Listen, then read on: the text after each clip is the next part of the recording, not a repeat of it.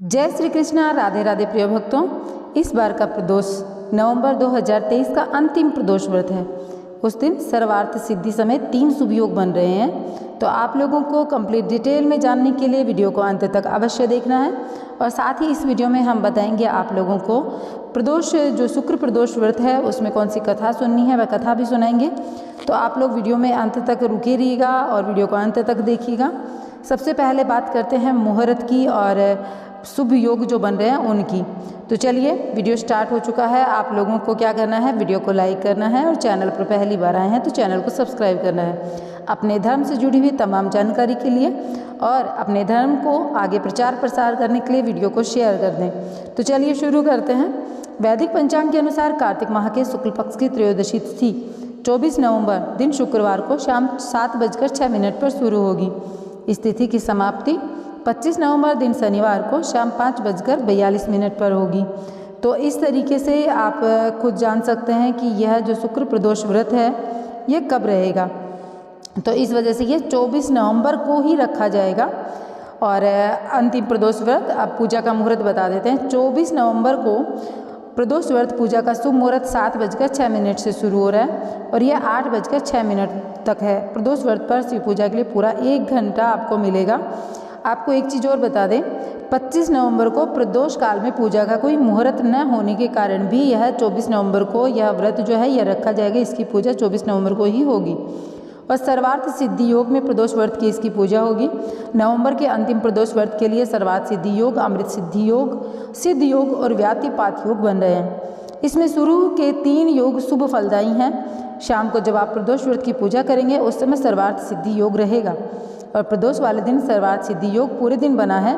वहीं अमृत सिद्धि योग सुबह 6:51 से शाम 4:01 तक है।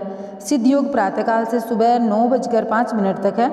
उसके बाद से व्यतिपाक जो योग है वह शुरू हो जाएगा जो पूरी रात तक रहेगा। उस दिन रेवती नक्षत्र सुबह से शाम 4:01 तक है।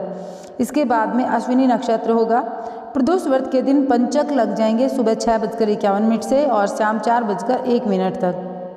अब बता देते हैं इस शुक्र प्रदोष व्रत का महत्व। दिन के अनुसार प्रदोष व्रत का महत्व भी अलग अलग होता है। जैसे शनि प्रदोष व्रत पुत्र की प्राप्ति के लिए रखा जाता है, ऐसे शुक्र प्रदोष व्रत रखने वाले जो साधक होते हैं उनको दाम्पत्य जीवन में सुख मिलता है, साथ में उनको धन संपदा और माता लक्ष्मी की प्राप्ति होती है। उनके जीवन से दुख दारिद्र्यता जो है वो हमेशा के लिए चला जाता है। तो अगर आप भी यह प्रदोष व्रत रखते हैं तो आपको प्रदोष व्रत की कथा भी सुननी चाहिए और पूजा जो है वह पूर्ण विधि विधान के साथ में करनी चाहिए। तो आप लोगों को पूर्ण जो पूजा करने का तरीका है वह और किस तरीके से क्या करना है वो सारी चीज़ें मैं वीडियो में आगे बताने वाली हूँ और साथ ही सुनाऊंगी इस व्रत की कथा। और हाँ, एक चीज़ मैं आप लोगों से और कहना चाहूँगी कि जब भी आप शुक्र प्रदोष का व्रत करें तो आप इस शुक्र प्रदोष के व्रत के साथ में भगवान शिव जी की आरती और साथ ही आप लोगों को आरती के साथ साथ भगवान शिव की चालीसा वह भी अवश्य करनी चाहिए। आपको बता दें, जब भी आप यह व्रत करते हैं भगवान शिव जी की पूजा होती है। इसमें शिव परिवार की पूजा होती है। माता गौरा और शिव परिवार आपके जीवन में सुख समृद्धि करते हैं।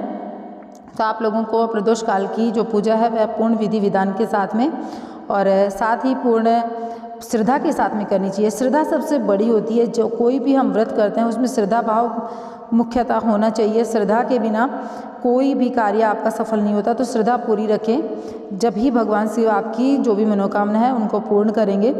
श्रद्धा के साथ में भक्त का जो अटूट विश्वास होता है ना अपने आराध्या पर, वही आपकी मनोकामना पूर्ण करवाता है। तो आप लोगों को पक्का यह श्रद्धा जो है यह रखनी है। तो देखिए, आप शुक्र प्रदोष व्रत की कथा मैं सुनाने वाली हूँ, पूर्ण श्रद्धा भाव के साथ में सुनिएगा। सूत जी बोले, प्राचीन काल की बात है, एक नगर में 3 मित्र रहते थे। तीनों एक घनिष्ठ मित्रता थी।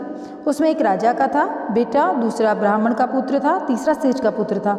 राजकुमार व ब्राह्मण पुत्र का विवाह हो चुका था। सेठ पुत्र का विवाह के बाद गोना नहीं हुआ था। एक दिन तीनों मित्र आपस में स्त्रियों की चर्चा कर रहे थे। ब्राह्मण पुत्र ने नारियों की प्रशंसा करते हुए कहा, नारीहीन घर भूतों का डेरा होता है।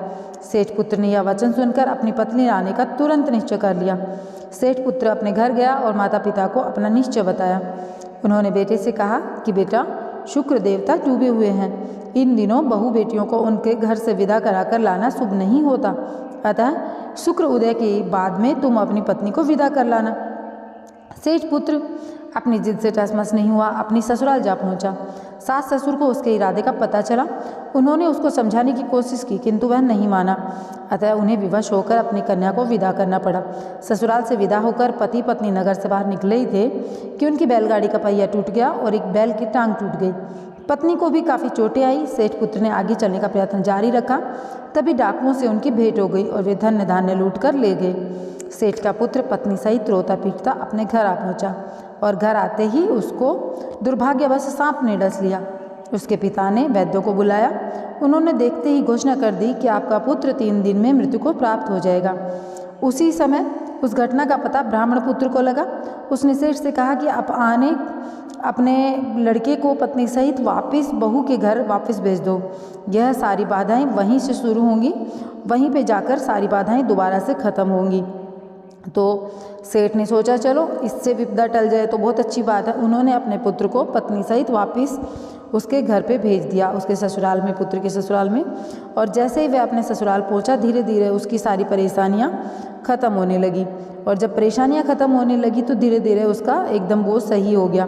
और सही होने के बाद में जब वो वापस अपने घर लौटा, शुक्र जो देवता हैं वह उदय हो चुके थे, शुक्र उदय हो चुका था। उसके बाद में जब वह वापस अपने घर पहुंचा तो वापस आने के बाद में उसकी सारी परेशानियां धीरे धीरे कटने लगी और वह धीरे धीरे सारा पहले के जैसा ठीक हो गया।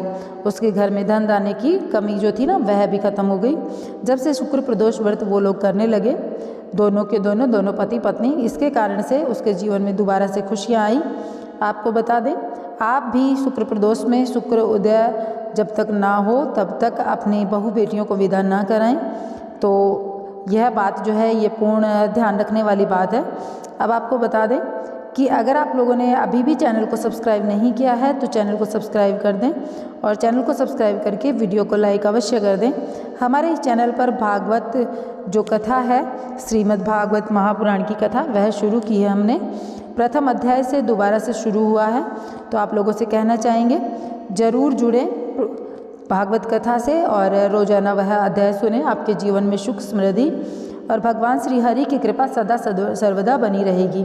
और सभी मिलकर एक कामना करेंगे, जो भी भक्तजन यह वीडियो देख रहे हैं, कि सर्वे भवन्तु सुखिनः, सर्वे सन्तु निरामया, सर्वे भद्राणि पश्यन्तु, माँ कश्चित् दुःख भाग् भवेत्। अर्थात सभी जो इस सृष्टि में जीव जंतु हो वह खुश रहें, उनका जीवन जो है वह कल्याणकारी रहे, किसी के जीवन में कोई भी कमी ना रहे। और भगवान से बोले आपकी सदा सर्वदा रक्षा करें, आपके जीवन में खुशियों का अंबार लगा दे। इसी कामना के साथ में मैं इस वीडियो का एंड करना चाहूँगी। मिलूंगी एक नए वीडियो के साथ में। तो जब तक के लिए जय श्री कृष्णा, राधे राधे। आपका और अपनों का ख्याल रखिएगा।